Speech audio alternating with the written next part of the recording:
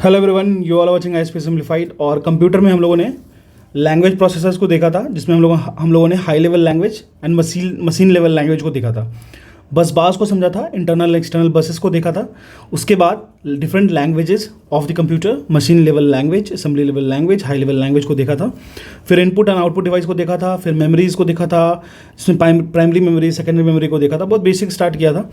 आज हम लोग इसके सेकंड पार्ट को देखने वाले हैं एकदम कन्फाइंड वे में। जो भी किया है अभी तक उसको आगे एक्सटेंड करेंगे, लेकिन अच्छे तरीके से करेंगे। दूसरी बात, ऑलरेडी जो चीज़ अपलोडेड है उसको आप आराम से देखो। मैं थोड़े दिन लूँगा, 2 से 3 दिन 4 दिन मैक्सिमम। मैं जो भी चीज़ें मैंने प्रॉमिस किया वो एकदम एग्जैक्ट अपलोड कर दूंगा, ठीक है। तो आपको उससे घबराना नहीं है, जो चल रहा है उसको चलने दो और भी आराम से तैयारी करो। बहुत सारा समय है, 20 दिन बहुत होता है। फोकस करोगे तो कुछ ना कुछ तो अच्छा कर ही लोगे। चलो स्टार्ट करते हैं। आज हमारा कंप्यूटर वाला सेकंड जो सेगमेंट है, सेकंड डे है। तो let's start with the computer application part for the EPFO exam. तो हम लोग बात करने वाले हैं बेसिकली ऑपरेटिंग सिस्टम के बारे में बात करेंगे, ठीक है। जो बेसिक ऑपरेटिंग सिस्टम होता है ना, वो computer user and computer hardware के बीच का एक रिलेशन होता है, जो उसको रिलेटिवली इंटरफेस प्रोवाइड करता है। एक ऑपरेटिंग सिस्टम एक इंटरफेस होता है between the computer user and computer hardware. कोई भी ऑपरेटिंग सिस्टम है वो एक सॉफ्टवेयर है जो परफॉर्म करता है जितने भी बेसिक टास्क होते हैं। वो एक सॉफ्टवेयर है। ओएस जो है वो एक सॉफ्टवेयर है जो बेसिक टास्क को परफॉर्म करता है।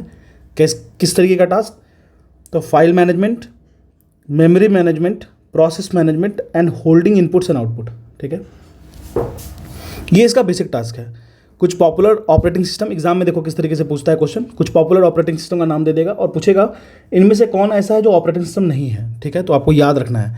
जैसे लिनक्स हो गया, लिनक्स एक ऑपरेटिंग सिस्टम है। एंड ये विंडोज़ ऑपरेटिंग सिस्टम हो गया। VMS OS 402 OS भी होता है एक। अब बेसिकली एक ऑपरेटिंग सिस्टम एक प्रोग्राम है जो कि एक्ट करता है इंटरफेस में between users and the computer hardware. Basic सा चीज़ है। अब देखिए हम लोग कैसे करता है। मान लीजिए 3 यूजर्स है, ठीक है। तो यूज़र 1, यूज़र 2, यूज़र 3। क्लियर है? ये तीनों कनेक्टेड है किसी एक सॉफ्टवेयर से, ठीक है।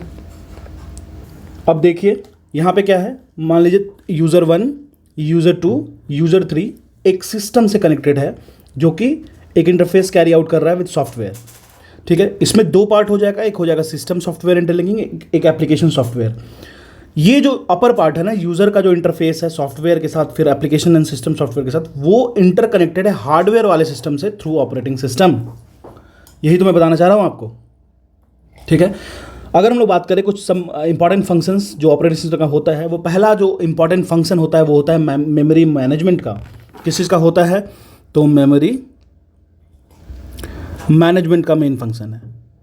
अब देखिए मेमोरी मैनेजमेंट कैसे करता है। तो basically it refers to the management of primary memory और मेन मेमोरी, या फिर इसको बिट्स भी कह सकते हो, बाइट्स कह सकते हो।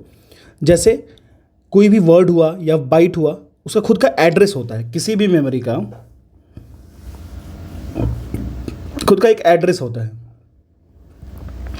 ठीक है। तो मेमोरी कोई भी हो उसका एक एड्रेस होगा।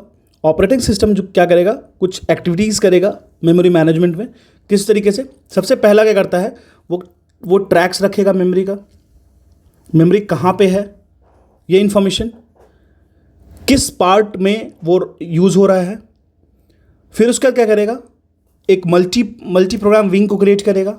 ऑपरेटिंग सिस्टम डिसाइड करेगा कि कौन सा प्रोसेस करेंगे उस मेमोरी के साथ, कौन से प्रोसेस को परफॉर्म करेंगे। जैसे मान लीजिए move the content of any space A to B। मतलब क्या हुआ, यह एक इंस्ट्रक्शंस हो गया। हमको मूव करना है A के कंटेंट को B में। तो A का कंटेंट कहीं पे है, उसको B स्पेस पे फिल करना है। तो B क्या है, एक मेमोरी है।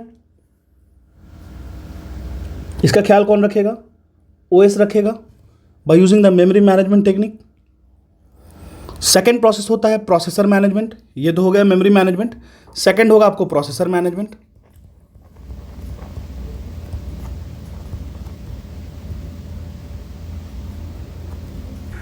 तो अब वो प्रोसेसर मैनेजमेंट का भी सेकंड फंक्शन है, आपको पता होना चाहिए। अगर किसी मल्टीपल प्रोग्रामिंग एनवायरनमेंट की बात करें तो ऑपरेटिंग सिस्टम डिसाइड करता है कि कौन सा प्रोसेसर उस प्रोसेस को परफॉर्म करेगा, when and how much time it will take, कितना समय लेगा। इस फंक्शन को प्रोसेस शेड्यूलिंग कहते हैं, याद रखिएगा, प्रोसेस शेड्यूलिंग। मतलब ये हुआ प्रोसेस मैनेजमेंट की बात करें तो मल्टीपल प्रोग्रामिंग एनवायरनमेंट में ऑपरेटिंग सिस्टम ये डिसाइड करेगा कि कौन सा प्रोसेसर इस प्रोसेस को करेगा, साथ में ही कितना टाइम लेगा। उस जो प्रोसेस होता है उसको फंक्शन को, उस फंक्शन जो भी एक्सटेंडेड फंक्शन होगा उसको प्रोसेस शेड्यूलिंग कहते हैं। एक operating system does the following activity for process management. अब देखिए प्रोसेस मैनेजमेंट में कौन कौन सा काम करेगा। सबसे पहला keeps tracks of process and status of process. तो सबसे पहला काम अगर प्रोसेस मैनेजमेंट की बात कर ले तो सबसे फर्स्ट स्टेप जो होगा वो होगा ट्रैक रखेगा प्रोग्रेस का। तो जो प्रोसेस मैनेजमेंट होता है ना, उसके अंदर जो प्रोसेस शेड्यूलिंग का जो फैक्टर्स होता है उसको इस तरीके से परफॉर्म किया जाता है ऑपरेटिंग सिस्टम के द्वारा। कौन कौन सा, तो अगर देखा जाए फर्स्ट जो मॉड्यूल है वो ट्रैक करता है प्रोग्रेस को, स्टेटस ऑफ द सिस्टम को, फिर ट्रैफिक कंट्रोलर की तरह उसको ऑपरेट करता है। देखिए मैं आपको बताता हूँ इसके बारे में कि आखिर होता क्या है। जो भी प्रोसेस शेड्यूलिंग हो रहा है ना, ऑपरेटिंग सिस्टम इन सब एक्टिविटीज़ को फॉलो करता है इस प्रोसेस के लिए या फिर मैनेजमेंट के लिए। सबसे पहले वो ट्रैक्स को, जो भी प्रोग्रेस हो रहा है उसको ट्रैक करता है, और स्टेटस, जो प्रोसेस चल रहा है उसके स्टेटस को मेंटेन करता है। जो प्रोग्राम रिस्पॉन्सिबल होता है टास्क के लिए उसको हम लोग क्या कहते हैं, ट्रैफिक कंट्रोलर कहते हैं। ठीक है, तो बेसिकली ये कंट्रोल कर रहा है और कुछ भी नहीं है। जो एक्टिविटीज़ हो रहे हैं उसको वो फोकस करेगा, कंट्रोल करेगा। सेकेंड प्रोसेस क्या होता है प्रोसेस मैनेजमेंट में, सेकेंड होता है आपको वो एलोकेशन होता है प्रोसेसर का एलोकेशन होगा, जो कि कहाँ पे होता है, सीपीयू में होता है। ठीक है, तो ये भी एक प्रोसेस नंबर 2 है। अगर प्रोसेस 3 की बात करें तो पहले एलोकेशन होगा, फिर उसको डी एलोकेट करेंगे। जो डी एलोकेट प्रोसेस होता है बेसिकली इसमें जो हम लोग बात करते हैं, जब हमें उस प्रोसेस की रिक्वायरमेंट नहीं है, तो जब रिक्वायरमेंट नहीं तो स्पेस क्यों ले, तो उसको हम लोग डी एलोकेट करते थे। When process is not required, ठीक है, तो ये हो गया आपको टोटल।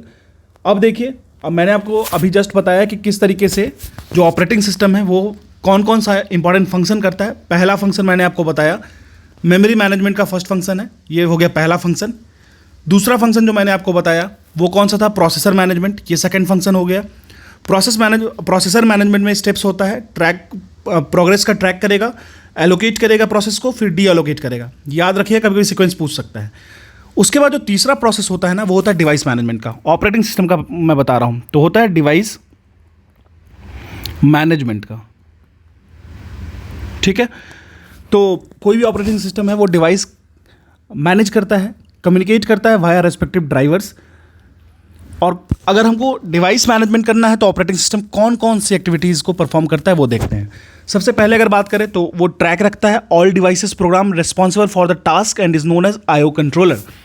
तो अगर हम लोग फर्स्ट फंक्शन की बात कर लें, गिव मी अ सेकंड, हाँ, अगर हम लोग फर्स्ट प्रोसेस की बात कर ले किस तरीके से ऑपरेटिंग सिस्टम डिवाइस मैनेजमेंट करता है, तो उसमें सबसे पहले का काम क्या करता है, वो ट्रैक रखता है, कीप ट्रैक्स जितने भी डिवाइसेस प्रोग्राम रिस्पॉन्सिबल हैं उस टास्क के लिए उनका, और इस प्रोसेस को कहते हैं आईओ। इस प्रोसेस को प्रोसीड करता है operating system via IO, input output controller के थ्रू।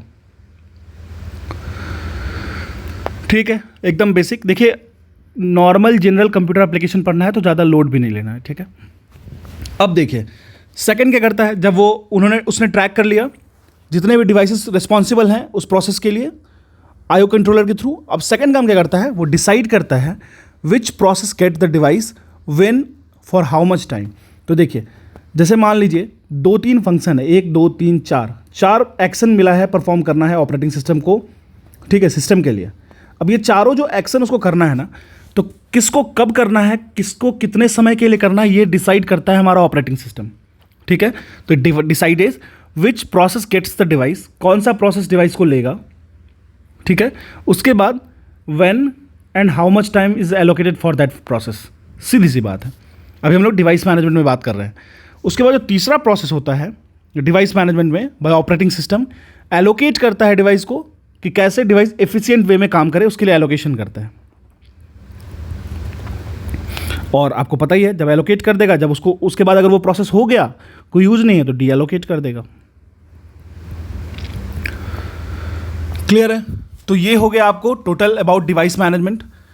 अभी तक हम लोगों ने कितने चीज़ें पढ़ा, तो देखो बेसिकली प्रोसेसर मैनेजमेंट हो गया, इससे पहले हम लोगों ने मेमोरी मैनेजमेंट देख लिया, फिर उसके बाद डिवाइस मैनेजमेंट देख लिया। अब हम लोग बात करेंगे फाइल मैनेजमेंट, किस तरीके से ऑपरेटिंग सिस्टम फाइल मैनेजमेंट का कंसेप्ट को फुलफिल करता है। ठीक है, तो फाइल मैनेजमेंट का केस देख लेते हैं। देखिए फाइल मैनेजमेंट, ये फोर्थ हो गया work of the operating system. तो फाइल मैनेजमेंट का काम देखते हैं। देखिए आप इसको याद कैसे कीजिएगा, ऐसे इस तरीके से एक सर्कल बनाइए। ठीक है, तो लिखिएगा फॉलोइंग सम ऑफ द, देखिए फंक्शंस ऑफ ओएस, इसमें memory management, file management, device management, और एक और कौन सा हो गया, मेमोरी हो गया, प्रोसेसर मैनेजमेंट हो गया। इस तरीके से लिखिए, चीज़ें आसान हो जाएगी। फ्लो चार्ट बनाइए, क्योंकि ये नोट्स जो होगा वो बहुत लॉन्ग रन में आपको ज़रूरी भी नहीं है ना। ठीक है, अब बात करते हैं हम लोग फाइल मैनेजमेंट की बात कर लेते हैं। एक फाइल सिस्टम होता है जो नॉर्मली ऑर्गेनाइज्ड होता है बहुत सारे डिक्शनरीज़ में। अच्छा, डिक्शनरीज़ में क्यों होता है, बहुत सारे उसके सेगमेंटेशन बनी होगी, जो फाइल्स होंगे उस फाइल्स को डिफरेंट सेगमेंटेशन में ऐड किए रहते हैं। इसका सिर्फ एक ही वजह है कि हमको ऑपरेटिंग सिस्टम को ना इस फाइल को नेविगेट करने में आसानी होता है, नेविगेशन ईजिली हो जाता है इन फाइल्स का, और फिर नेविगेट ईजिली हो जाएगा तो यूज ईजिली कर पाओगे आप। ये जो डिक्शनरीज होते हैं, डाटा डिक्शनरीज या डायरेक्टरीज कह लीजिए, वो कंटेन करते हैं फाइल्स। ठीक है, ऑपरेटिंग सिस्टम बेसिकली करता कैसे है फाइल मैनेजमेंट, उसको हम लोग समझ लेते हैं। हर चीज़ की प्रोसेस देख रहे हैं तो फाइल मैनेजमेंट की प्रोसेस देख लेते हैं। सबसे पहला स्टेप आपको याद होना चाहिए, अभी जस्ट मैंने बताया कि वो किसी भी इंफॉर्मेशन को ट्रैक करेगा, लोकेशन एंड स्टेटस को जानेगा।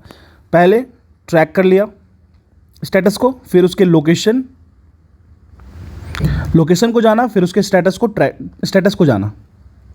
ठीक है, अब जो कलेक्टिव फैसिलिटी है इसी को हम लोग कहते हैं फाइल सिस्टम। अब एक चीज़ समझिए, उसके बाद क्या करता है ऑपरेटिंग सिस्टम, डिसाइड करता है कि ये जो रिसोर्सेस है वो मिलेगा किसके, who will get the resources. फिर आपको पता ही है एलोकेट करेगा, जब काम खत्म हो जाएगा तो फिर डी एलोकेट कर देगा। ठीक है, आप सुन के चले जाइए, आपको बहुत ईजी हो जाएगा। ठीक है, अब हम लोग जानते हैं कुछ और भी बहुत सारे इंपॉर्टेंट एक्टिविटीज़ है जो हमारा ऑपरेटिंग सिस्टम करता है, उसको भी एक बार देख लेते हैं। तो बेसिकली ऑपरेटिंग सिस्टम सबसे पहला अगर हम लोग अलग और साइड का एक्टिविटीज़ देखें तो सिक्योरिटी प्रोवाइड करता है,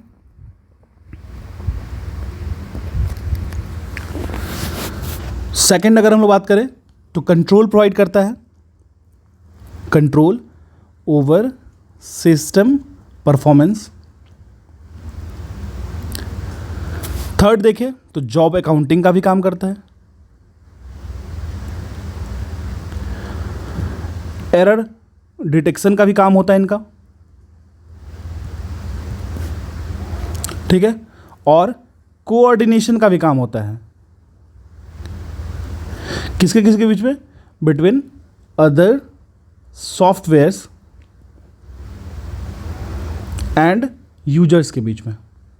ये कुछ और काम है जो ओएस परफॉर्म करता है, एक बार ध्यान से देखिए, एग्जाम में आपको देखने को मिल सकता है। ठीक है, तो देखिए पहला काम सिक्योरिटी, फिर control over system performance, job accounting, error detection and coordination between software and users. अगर हम लोग बात करें सिक्योरिटी की, तो सिक्योरिटी कैसे प्रोवाइड किया जाएगा, पासवर्ड के थ्रू। और भी बहुत सारे टेक्निक्स हैं, ये प्रिवेंट करेगा, ऑपरेटिंग सिस्टम प्रिवेंट करेगा अनऑथराइज्ड एक्सेस होता है किसी भी प्रोग्राम एंड डाटा में, उसके लिए। अब हम लोग बात करें कंट्रोल ओवर सिस्टम परफॉर्मेंस की, तो इसको कैसे करता है, तो बेसिकली ये डिलेज को रिकॉर्ड करता है। मान लीजिए 2 एक्शन को रिक्वेस्ट किया गया है, ठीक है, तो क्या होगा, अब 2 एक्शन को आपको रिक्वेस्ट किया गया एक टाइम पे, तो इस दोनों के बीच में जो एक्शन और सर्विस एंड रिस्पॉन्स जो रहेगा ना उसको रिकॉर्ड करेगा ये, ताकि सिस्टम के परफॉर्मेंस को आगे और इम्प्रूव किया जाए। तीसरा है जॉब अकाउंटिंग, यह ट्रैक रखता है टाइम का, रिसोर्सेज का, जो कि यूज़ किया जाता है बहुत सारे जॉब्स एंड यूजर्स। अब मान लीजिए 10 यूज़र एक साथ काम कर रहे हैं, ठीक है, तो हर एक यूज़र कितना टाइम ले रहा है, हर एक यूज़र किस तरह की का जॉब कर रहा है, कोई वेब ब्राउजिंग कर रहा है, कोई सर्च कर रहा है, कोई डाउनलोड कर रहा है, कोई इन्फॉर्मेशन गैदर कर रहा है, तो ये सारे ऑपरेशंस को वो ध्यान रखता है। सेकंड लास्ट है error detection. Error detecting aid की तरह भी काम करता है, जैसे dumps, traces, error message, debugging, ये सारे एरर्स को डिटेक्ट करता है ये। Coordination between other software and users की देख लेते हैं। तो coordination and assignment of compilers, आपको पता होगा, इंटरप्रेटर्स, असेंबलर, ये सारा जो सॉफ्टवेयर होता है इसको ओएस के थ्रू ही ऑपरेट किया जाता है। ठीक है, तो ये था हमारा फंक्शन ऑफ ऑपरेटिंग सिस्टम। इसमें मुझे लगता है इससे ज़्यादा जानने की ज़रूरत बिल्कुल भी नहीं है। अब हम लोग समझते हैं टाइप्स ऑफ ऑपरेटिंग सिस्टम। ठीक है, हंसते हुए पढ़िए क्योंकि कुछ भी नहीं है ये, और एग्जाम में एकदम सिंपल क्वेश्चन आएगा, प्लेन क्वेश्चन आएगा, देखिए टिक कीजिए, आगे बढ़िए। ठीक है, और कुछ लोग काफ़ी डर रहे हैं कि अरे पता नहीं सीसेट में कैसा क्वेश्चन आएगा। आप टाइम फ्रेम देखिए ना, आपके पास टाइम कितना एलोकेट किया गया है इस क्वेश्चन के लिए, क्या वो उसमें अगर सीसेट क्वेश्चन प्रोवाइड करेंगे कैट लेवल का, अगर वो करते हैं तो सबके लिए है। हालांकि मुझे नहीं लगता कि वो ईपीएफओ एग्ज़ाम में करने वाले हैं। ठीक है, अब हम लोग बात करते हैं टाइप्स ऑफ ऑपरेटिंग सिस्टम की। तो सबसे पहला है बैच ऑपरेटिंग सिस्टम। जो यूजर्स होते हैं बैच ऑपरेटिंग सिस्टम के, वो इंटरेक्ट नहीं करते हैं विद द कंप्यूटर डायरेक्टली। तो देखिए, जो यूजर्स होंगे बैच ऑपरेटिंग सिस्टम के, वो डायरेक्टली इंटरेक्ट नहीं कर सकते हैं सिस्टम से, नहीं करते हैं सिस्टम से। जो कोई भी यूजर्स हैं वो अपने जॉब को प्रिपेयर करेंगे ऑफलाइन डिवाइसेस को यूज़ करके, जैसे पंच कार्ड हो गया, और उसको सबमिट करेंगे कंप्यूटर ऑपरेटर को।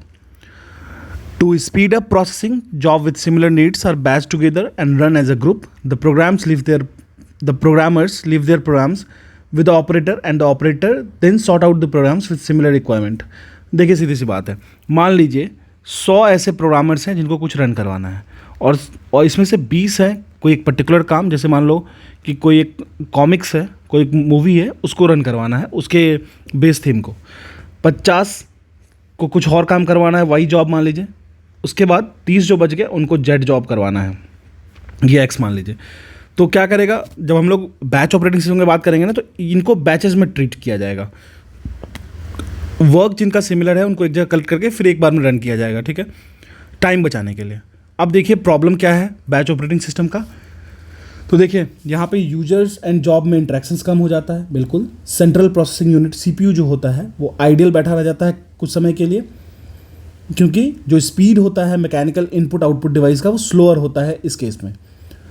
बेसिकली बहुत डिफिकल्ट होता है प्रायोरिटी को प्रोवाइड करना कि इसमें से किसका काम पहले होगा। ठीक है, तो ये हो गया बैच ऑपरेटिंग सिस्टम। ठीक है, तो यहाँ पे सीपीयू आइडियल जो टाइम होता है ना, सीपीयू आइडियल बैठा रह जाता है, जो कि सही नहीं है। ठीक है, सेकंड होता है time sharing operating system. Let's deal with time sharing operating system. पहला ऑपरेटिंग सिस्टम कौन सा था, batch type operating system. Second होता है टाइम शेयरिंग ऑपरेटिंग सिस्टम। इसके बारे में समझ लेते हैं। देखिए basically time sharing operating system की बात करें, टाइम शेयरिंग एक टेक्निक है जो कि इनेबल करता है many people located at various terminals to use particular computer system at the same time. देखिए किस तरीके से, मान लीजिए एन नंबर ऑफ लोग हैं जो कि डिफरेंट लोकेशंस पे बैठे हैं। ठीक है, मान लीजिए कोई एक्स जगह पे है, कोई वाई, कोई जेड जगह पे है, तो ये सारे के सारे जो है ना वो किसी एक पर्टिकुलर सिस्टम जहाँ पे लगा है उसको यूज कर सकते हैं। ठीक है, एक पर्टिकुलर टाइम में। ठीक है, टाइम शेयरिंग ऑपरेटिंग सिस्टम वो होता है जो कि एक टेक्निक है सिंपल सा टाइम शेयरिंग का, जो इनेबल करता है, जो यूजर्स को अलाउ करता है कि बहुत सारे लोग मिलके बहुत सारे टर्मिनल पे वो कहीं कहीं बैठे हैं तो वो पर्टिकुलर कंप्यूटर सिस्टम को एक समय में यूज कर सकते हैं। टाइम शेयरिंग को ही आप मल्टीटास्किंग भी कह सकते हैं, as a logical extension multi programming processor का है। जैसे कि आप कहेंगे मल्टीपल यूजर एक साथ काम कर रहे हैं तो ये टाइम शेयर हो रहा है। अब एडवांटेज की बात कर लेते हैं टाइम शेयरिंग ऑपरेटिंग सिस्टम में। तो बेसिकली एडवांटेज क्या होगा, जब इतने सारे लोग एक ही काम को कर लेंगे, एक समय में ही कर लेंगे, तो टाइम बचेगा, बिल्कुल बचेगा। तो यहाँ पे रिस्पॉन्स जो होगा वो क्विक होगा, क्विक रिस्पॉन्स। ठीक है, एक चीज़ और हो जाएगा, डुप्लीकेशन ऑफ सॉफ्टवेयर नहीं हो पाएगा, क्योंकि सारे लोग अगर एक ही काम करेंगे एक ही वक्त में कंप्यूटर पे, तो कंप्यूटर ईजिली जज कर लेगा ना कि कौन सा सॉफ्टवेयर क्रिएट हो रहा है। तो वहाँ पे तो सिंपल हो जाएगा, क्योंकि वहाँ पे डुप्लीकेशन नहीं हो पाएगा। ठीक है, अब मान लीजिए 4 यूज़र हैं, चारों को एक काम किया गया कि आप एक एसे लिख के आओ। वो चारों अलग अलग टाइम पे लिख रहे हैं। पहले ने सबमिट कर दिया, दूसरे ने सबमिट कर दिया, तीसरा कह के बोला भाई मेरे को मन नहीं है, मैं एक काम करता हूँ इन दोनों से लिख करके लिख लेता हूँ, तो डुप्लीकेशन हो जाएगा ना। अगर यही चार सेम टाइम पे बैठ के एग्ज़ाम देंगे तो क्या वो डुप्लीकेशन हो सकता है पॉसिबल, अनलेस कि वहाँ पे चीटिंग ना हो। ठीक है, चलिए अब एक बात बताइए, जब सारे यूजर्स एक साथ काम कर रहे हैं तो सीपीयू जो आइडियल टाइम है वो तो घट जा रहा है। अब हर चीज़ का कुछ पॉजिटिव साइड है तो नेगेटिव साइड भी होगा, तो डिसएडवांटेज देख लेते हैं टाइम शेयरिंग ऑपरेटिंग सिस्टम का। देखिए रिलायबिलिटी की प्रॉब्लम है, मतलब भरोसा कम होता है इस पर। Question of security and integrity of user program ये भी होता है। एंड नंबर ऑफ डाटा अगर एक साथ में इनपुट कर रहे हैं तो हो सकता है कहीं किसी चीज़ का किसी पोर्शन का लीक हो जाए, हो सकता है, तो रिलायबिलिटी कम होता है, सिक्योरिटी एंड इंटीग्रिटी कम होता है। ठीक है, अब हम लोग मूव करेंगे अपने नेक्स्ट ऑपरेटिंग सिस्टम के टाइप की तरफ। वो कौन सा है, तो डिस्ट्रीब्यूटेड ऑपरेटिंग सिस्टम। ठीक है, डिस्ट्रीब्यूटेड ऑपरेटिंग सिस्टम की बात करें तो यह मल्टीपल सेंट्रल प्रोसेसेस को यूज़ करता है to serve multiple real time applications and multiple users. तो देखिए यहाँ पे क्या होता है, मल्टीपल, एक तो हो जाएगा आपको central processor,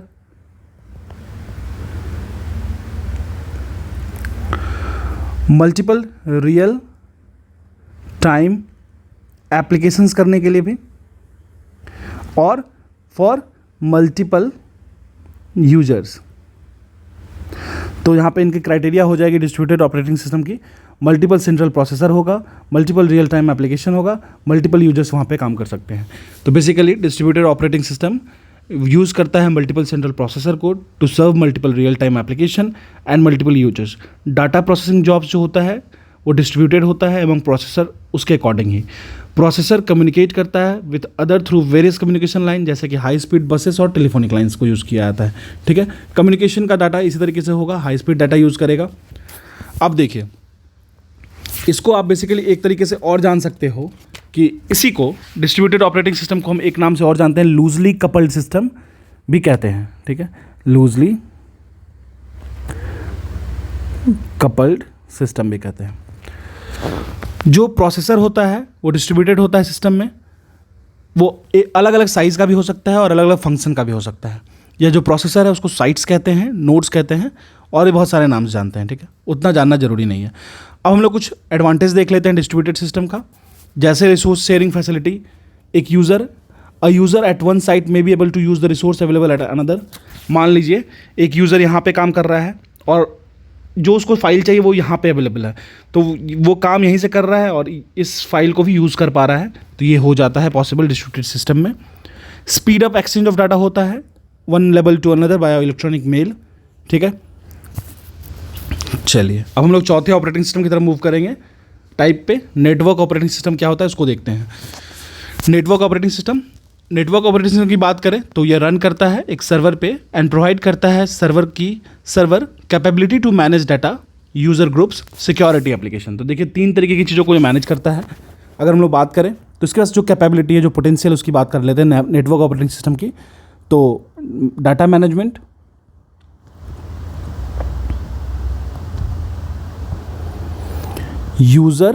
users groups, security application. जो प्राइमरी फंक्शन होता है नेटवर्क ऑपरेटिंग सिस्टम का वो अलाउ करता है कि आप फाइल शेयर कर लो, प्रिंटर एक्सेस कर सकते हो मल्टीपल कंप्यूटर में। टिपिकली वहाँ यूज होता है लैन। मैं आपको बताऊंगा कि ये नेटवर्क एरिया क्या होता है, तो ये होता है लोकल एरिया नेटवर्क। अभी बस नाम जान लीजिए, इसके बारे में पूरा डिटेल में पढ़ना है।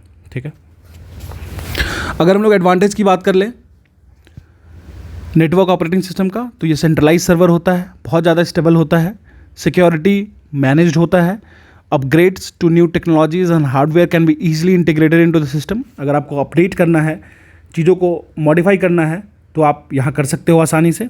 ठीक है, remote access to server is possible from different location and different types of systems. तो रिमोट एक्सेस होता है सर्वर का, वो ईजिली आप कर सकते हो किसी भी लोकेशन से, किसी भी टाइप ऑफ सिस्टम से।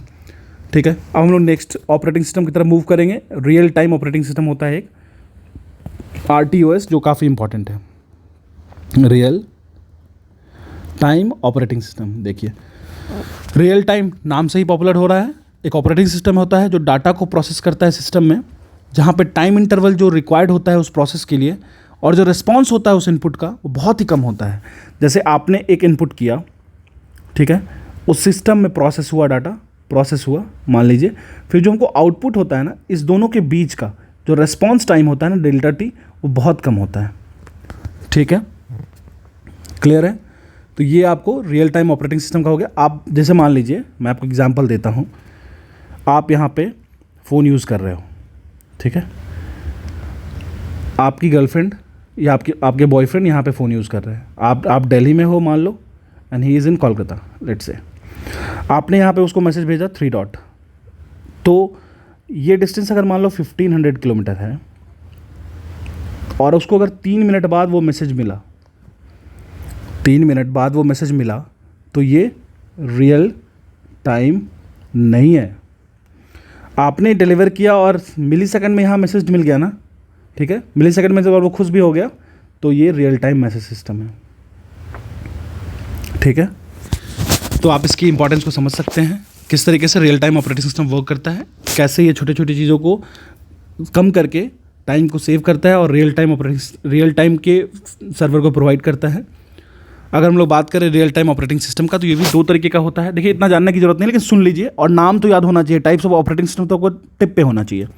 कौन कौन सा होता है रियल टाइम ऑपरेटिंग सिस्टम? 2 तरीके का होता है, ठीक है। कौन कौन सा? एक हो गया हार्ड रियल टाइम सिस्टम, एक होता है आपको सॉफ्ट रियल टाइम सिस्टम। अब हार्ड एंड सॉफ्ट क्या होता है ये समझते हैं। हार्ड रियल टाइम सिस्टम की अगर बात करें तो वो गारंटी करता है कि जो भी क्रिटिकल टास्क होगा वो टाइम पे कंप्लीट होगा, जो भी क्रिटिकल टास्क होगा वो टाइम पे कंप्लीट होगा। तो बेसिकली यहाँ पे वो हार्ड एंड फास्ट रूल बनाएगा, ऑन टाइम कंप्लीशन। ठीक है। सेकेंडरी स्टोरेज इसका लिमिटेड होगा, और अगर बात करें तो यहाँ पे डाटा जो होगा वो रोम में ज़्यादा स्टोर होगा, रैंडम रीड ओनली मेमोरी, ठीक है, जो कि वोलाटाइल होता है। रोम जो होता है वो नॉन वोलाटाइल मेमोरी है, ठीक है। इसके बारे में हम लोग और आगे देखेंगे। सॉफ्ट रियल टाइम सिस्टम के बारे में बात करें तो ये थोड़ा कम रेस्ट्रिक्टिव होता है और प्रायोरिटी देता है रियल टास्क को, एक कंप्लीट होगा तभी दूसरे टास्क की बात करेगा। ये सॉफ्ट रियल टाइम सिस्टम की बात करें वो लिमिटेड यूटिलिटी के लिए यूज़ करते हैं हार्ड टाइम सिस्टम के कंपैरेटिवली, जैसे मल्टीमीडिया हो गया, वर्चुअल रियलिटी हो गया, आर्टिफिशियल इंटेलिजेंस हो गया, इस तरह के काम को यूज़ करते हैं, ठीक है। तो सॉफ्ट पे अभी कम ही एप्लीकेशंस हैं, लेकिन हार्ड पे complete form of data structure चल रहा है। ये हो गया हमारा ऑपरेटिंग सिस्टम का type, real time operating system, network operating system, distributed operating system, time sharing operating system, batch operating system, ठीक है। उसके बाद हम लोगों ने time work of functions of operating system देखा, फाइल मैनेजमेंट हो गया, फिर डिवाइस मैनेजमेंट हो गया, फाइल मैनेजमेंट हो गया, डिवाइस मैनेजमेंट हो गया, प्रोसेसिंग मैनेजमेंट हो गया, मेमोरी मैनेजमेंट हो गया, फिर हम लोगों ने ओएस को पढ़ लिया। ओएस के बारे में इससे ज़्यादा कहीं कुछ नहीं पूछेगा, इतने को दिमाग में फिट कर लीजिए, ठीक है। अब आगे मूव करते हैं हमारे नेक्स्ट टॉपिक की तरफ। Now the next topic is computer networking. Computer networking के बारे में थोड़ा समझते हैं। एग्जाम में इसे 1 से 2 क्वेश्चन आपको डायरेक्टली देखने को मिलेगा, सो आप इसको स्किप नहीं करना, ठीक है। चलिए स्टार्ट करते हैं। बेसिकली कंप्यूटर नेटवर्क की बात करें, बेसिक है किसी भी कम्युनिकेशन का इंफॉर्मेशन टेक में, तो कंप्यूटर नेटवर्किंग जो है ना वो बेसिक्स है। किस चीज़ का बेसिक है? तो किसी भी आईटी में, इंफॉर्मेशन टेक में। बेसिकली इसको यूज़ किया जाता है बहुत सारे तरीके से, जो कि different parts and different types of network में कनेक्टेड होता है। Computer network is a set of computers that are connected together so that they can share information. System 1, System 2, System 3, System 4. Let's say you are working in Wipro, you are working in an IT sector like TCS, और ये system कहीं से connected है, ये कहीं से connected है, ये कहीं से, लेकिन सबके सर्वर एक जगह कनेक्टेड है। तो फिर इसको क्या कहेंगे? LAN कहेंगे, लोकल एरिया नेटवर्क, WAN कहेंगे, वाइड एरिया नेटवर्क, MAN कहेंगे, मेट्रोपॉलिटन एरिया नेटवर्क, या फिर इन चीज़ों का क्लासिफिकेशन जो है, या फिर WAN कहेंगे, वाइड एरिया नेटवर्क। यही एग्ज़ाम में पूछता है आपके, और आपके एग्ज़ाम में जो पूछेगा बहुत ही सिंपल क्वेश्चन पूछता है, डायरेक्ट पूछता है। तो बेसिकली जो नेटवर्क्स होता है उसका फंक्शन क्या होता है ये समझ लेते हैं एकदम शॉर्ट में। फंक्शंस होता है communications using email, videos, instant messaging and other methods. तो जो एक नेटवर्क क्रिएट होता है, मान लीजिए ये एक सिस्टम है, ठीक है। इस सिस्टम में आपका कमरा यहाँ पे है, आपके भाई का कमरा यहाँ पे है और आपके पेरेंट्स यहाँ पे हैं, ठीक है। यहाँ पे डाइनिंग टेबल लग रखा है। अब डिनर टाइम हो गया, अब तो आपको पता ही है, सब अपने अपने कमरे में बैठे हैं। मैसेज, ये आपकी मॉम ने आपको मैसेज किया, आपने अपने भाई को मैसेज किया, सारे लोग मिलेंगे यहाँ पे, ठीक है। तो ये क्या है, एक तरीके का ये कंप्लीट जो पैटर्न बना ना, ये हो गया सिस्टम। ये जो कनेक्टिविटी बना ना, इसे कहेंगे नेटवर्क। एकदम आसान लैंग्वेज में समझिए, क्यों टफ करना चीज़ों को जब आसान है। तो आपने जो मीडियम से कम्युनिकेट किया, व्हाट्सएप हो सकता है, इंस्टेंट मैसेजिंग हो सकता है, अगर आप ड्रॉप यूज़ कर रहे हो, आईपैड यूज़ कर रहे हो, आईफोन यूज़ कर रहे हो, या फिर किसी अदर मेथड का यूज़ कर रहे हो, यहाँ पे डिवाइस क्या शेयर कर रहे हो, फ़ोन यूज़ कर रहे हो। एक सिस्टम में फंक्शन नेटवर्क का क्या हो सकता है, तो आप चाहो तो डिवाइस शेयर कर लो, जैसे प्रिंटर्स, स्कैनर्स, ठीक है, फोटोकॉपीज़, ये सब भी आप कर सकते हो। फाइल शेयर कर सकते हो आपस में। सॉफ्टवेयर एंड ऑपरेटिंग प्रोग्राम्स को भी रिमोट सिस्टम में शेयर कर सकते हो, ठीक है। ये क्लियर हो गया। अब हम लोग थोड़ा सा ना नेटवर्किंग के हिस्टोरिकल बैकग्राउंड को देखेंगे, थोड़ा सा हिस्ट्री को समझना ज़रूरी है। तो देखिए 1960s के टाइम में यूएस डिफेंस फोर्सेस ने इसको फर्स्ट टाइम इसको कॉइन किया गया, इस वर्ड को, और यूज़ भी किया। 1970s के वक्त एक आया advanced research project agency for networking, ठीक है। इसको कहा गया ARPANET, ARPANET, या जो भी पढ़ लीजिए, ठीक है। और ये पहला नेटवर्क था रिसर्चिंग के लिए, नेटवर्किंग के लिए। यह पहला नेटवर्क था, फर्स्ट नेटवर्क फॉर नेटवर्किंग। याद रखिएगा, एग्ज़ाम में पूछेगा, या फिर रिसर्चिंग के लिए, रिसर्च के लिए, ठीक है। ये हो गया, आपने 1960 से स्टार्ट हुआ, फिर 1970 में। अब आगे और थोड़ा थोड़ा मूव करते हैं नेटवर्क के हिस्टोरिकल बैक कॉन्टेक्स्ट में, ठीक है। फिर हम लोग बात करेंगे 1980s की। इस वक्त एक आया आपको DEC, डेकनेट, जिसको क्या कहते हैं, डिजिटल इक्विपमेंट कंपोनेंट्स नेटवर्क, ठीक है। यह पहला नेटवर्क था जिसको कमर्शियली यूज़ किया गया था। अगर कमर्शियल यूज़ की बात करें तो ये पहला कमर्शियल नेटवर्क था, ये भी याद रखेगा, डेकनेट, ठीक है। अब 1991 में जब ग्लोबलाइजेशन हुआ तो आपको पता है www. जिसको वर्ल्ड वाइड वेब भी कहते हैं, ये भी पूछ सकता है। वर्ल्ड वाइड वेब लाया किनके द्वारा गया, टिम बर्नर्स-ली। एकदम जो चीज़ मैं बता रहा हूँ ना, एकदम समझिए, सीडो टॉपिक नहीं है, एकदम कन्फाइंड टॉपिक से, एकदम आपको उस पर फोकस करना है। तो ये वर्ल्ड वाइड वेब का जो वर्ड था, जो एक तरीके से आपको नेटवर्किंग था, वो लाया गया था किनके द्वारा, टिम बर्नर्स-ली के द्वारा। अब इंडिया में इंटरनेट की बात कर लें। इंटरनेट इंडिया में कब आया, 1995 में। कब, 15 अगस्त। और इसको कहा गया VSNL के थ्रू। VSNL मतलब BSNL नहीं, VSNL, और इसका नाम रखा गया था विदेश संचार निगम लिमिटेड, ठीक है। अब देखिए, मेरे पास नोट्स नहीं है। अगर मेरे पास नोट्स होता या फिर कोई मुझे सपोर्ट करता नोट्स बनाने के लिए, तो मैं आपको एक दिन में 3-3, 4-4 लेक्चर प्रोवाइड कर देता। लेकिन थोड़ा सा टाइम क्रंच है, क्राइसिस है, तो फिर उसको उसी के तरीके से मैनेज करेंगे ना। चलिए, अगर हम लोग बात करें इंटरनेट सर्विस प्रोवाइडर्स की, तो टियर 1 में AT&T।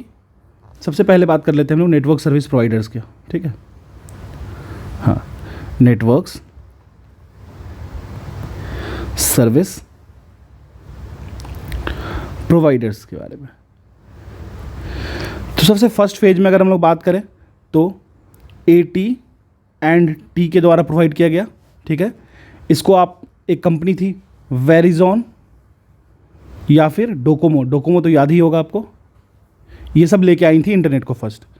ये लोग जो आई, इन्होंने पहली बार केबल्स को कंट्रीज़ के बीच में लाया, बिटवीन द कंट्रीज़, मतलब दो कंट्रीज़ को कनेक्ट किया वाया केबल। अगर लेवल 2 की बात कर लें तो एयरटेल, जियो, आइडिया, इन सबों के द्वारा लाया गया, या विद इन द कंट्री की बात हुई यहाँ पे, मतलब कंट्री काम किया ये लोग।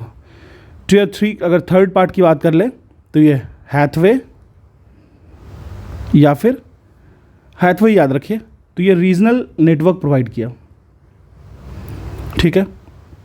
फिर आया आपको रूल करने वाला ऑप्टिकल फाइबर। अब देखिए ऑप्टिकल फाइबर होता क्या है, ये देख लेते हैं थोड़ा सा। ऑप्टिकल फाइबर कुछ नहीं है, एक सिलिंड्रिकल वायर है जिसमें कोर होता है, जैकेट होता है, ये हो गया अपर पार्ट जैकेट, जो क्या करता है, इसको प्रोटेक्ट करता है एक्सटर्नल एनवायरनमेंट से, ठीक है। ये हो गया कोर।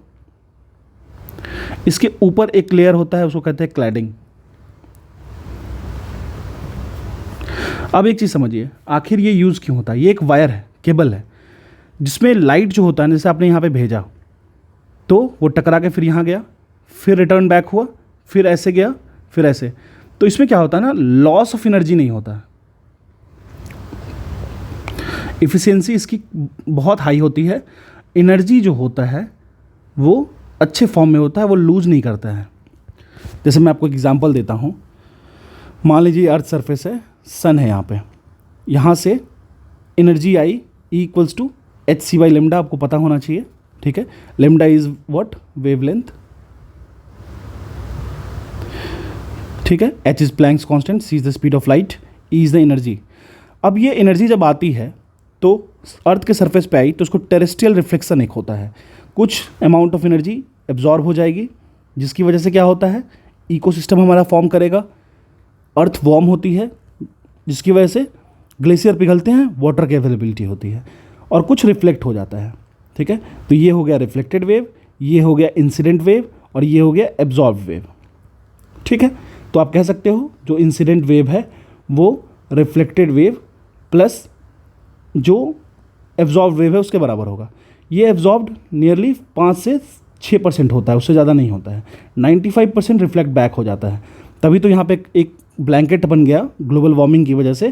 तो ये 95% फिर से रिटर्न आ जा रहा है, इसलिए तो हीट बढ़ जा रही है, हीट बढ़ रही है तो फिर से पिघल रहा है। लेकिन ये हमारा बताने का ये मकसद हो रहा है कि यहाँ पे ये जो ऑप्टिकल फाइबर है ना, उसमें ये जो 5% एब्जॉर्प्शन वाला जो केस है ना, वो नहीं होता है। तो एनर्जी कंप्लीट ट्रांसफ़र होती है without loss of the communication network what we want to transfer from one end, that is sender end to receiver end, ठीक है। अब हम लोग बात करते हैं ऑप्टिकल फाइबर के केस में स्पीड देखते हैं। बेसिकली स्पीड की बात करें तो स्पीड ऑफ लाइट से ही चलती है। तो स्पीड ऑफ लाइट कितना होता है, 3 × 10⁸ मीटर पर सेकेंड।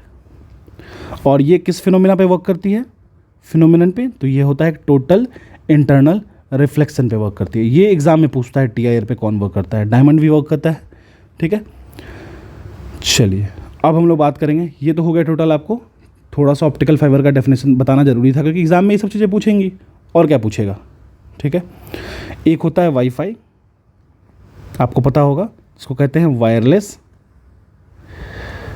फिडेलिटी। यह बेसिकली कौन से वेव को यूज़ करता है, ये याद रखना है, एकदम 100% याद करना है।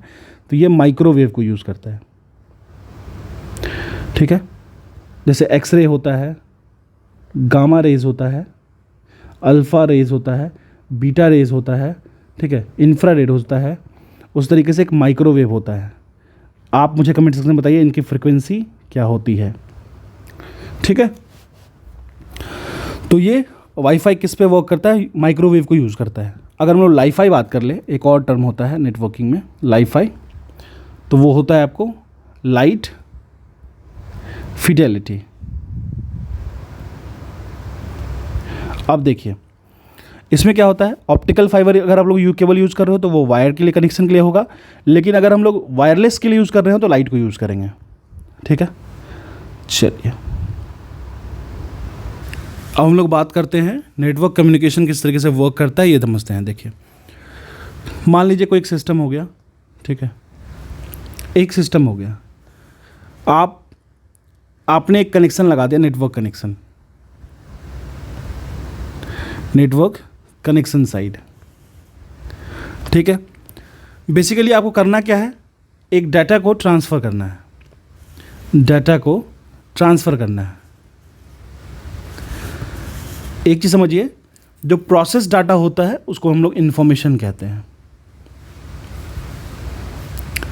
ठीक है, अब आपने क्या किया, आपको एक डाटा ट्रांसफ़र करना है, तो किस तरीके से करना है, एक चैनल की तरीके से करना है, एक मीडियम होना चाहिए। जैसे मैं अगर बात कर रहा हूँ, मेरे सामने मेरा भाई बैठा है मान लीजिए, तो बीच में एयर मीडियम है। ठीक है, अगर यहीं पे वैक्यूम क्रिएट हो जाए, एयर का एब्सेंस हो जाए, तो वो मैं जो बोलूँगा वो सुन नहीं पाएगा। इसीलिए स्पेस में डिवाइसेस यूज़ करते हैं एक दूसरे को से कम्युनिकेट करने के लिए। तो air as a medium treat हो रहा है। अगर मान लीजिए ऑप्टिकल फाइबर के थ्रू भेज रहे हैं कोई मैसेज को, तो वो एक मीडियम हो गया। फ़ोन हो गया तो वायर एक मीडियम हो गया। एंटीना एक मीडियम हो गया कम्युनिकेशन का। सैटेलाइट एक मीडियम हो गया।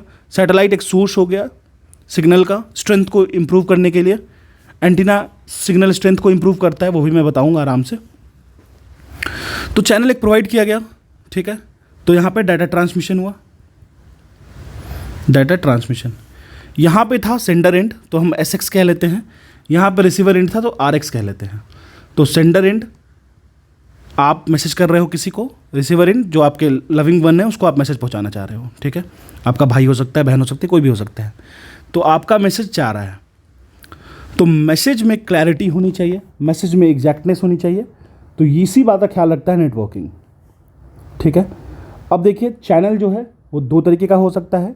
या तो आप वायर के थ्रू भेजिए तो वायर के थ्रू हो सकता है, या फिर वायरलेस कम्युनिकेशन भी अब पॉसिबल है। वायरलेस कम्युनिकेशन,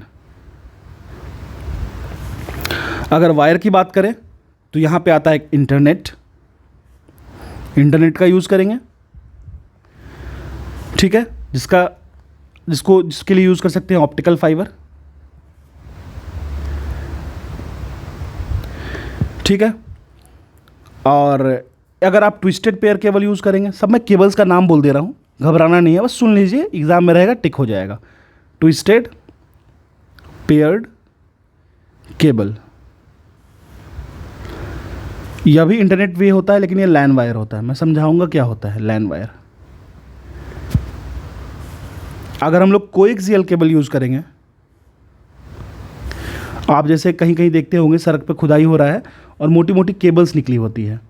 ठीक है, उस केबल्स में बहुत सारे वायर्स इंसर्टेड होते हैं। ठीक है, उसको हम लोग कहते हैं कोएक्सियल केबल। ठीक है, तो कोएक्सियल केबल होगा जैसे टीवी नेटवर्क में यूज़ होता है। तो ये टाइप्स ऑफ कम्युनिकेशन में जो मीडियम हम लोगों ने देखा, एक वायर मीडियम होगा, एक वायरलेस कम्युनिकेशन होगा। वायर्ड वाले को तो हम लोग देख लिया, अब हम लोग वायरलेस कम्युनिकेशन को देख लेते हैं। तो किसी वेव से, जैसे हम लोग क्या यूज़ करते हैं, इलेक्ट्रोमैग्नेटिक वेव्स यूज़ करते हैं। तो यहाँ पे रेडियो वेव को क्यों यूज़ करते हैं ना, क्योंकि इसकी फ्रीक्वेंसी, इसकी जो वेवलेंथ होती है बहुत ज़्यादा होती है। अगर वेवलेंथ ज़्यादा हो जा रही है, वेवलेंथ बहुत ज़्यादा हो रही है, तो ये लॉन्गर डिस्टेंस को कवर कर पाता है। ठीक है, तो रेडियो वेव यूज़ कर लिए, और फिर माइक्रोवेव भी यूज़ कर सकते हैं। रेडियो वेव की बात करें तो FM रेडियो में आप यूज़ करते हो।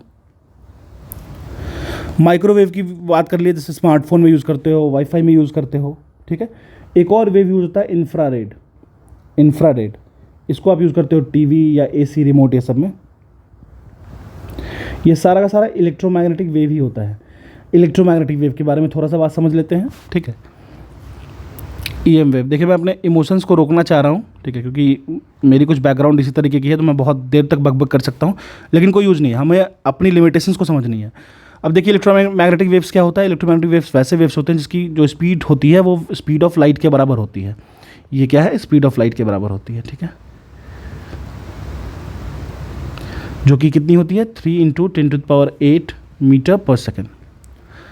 ठीक है, अब चलिए हम लोग बात करते हैं नेटवर्क्स के टाइप की। तो पहला टाइप हम लोग देखेंगे लैन।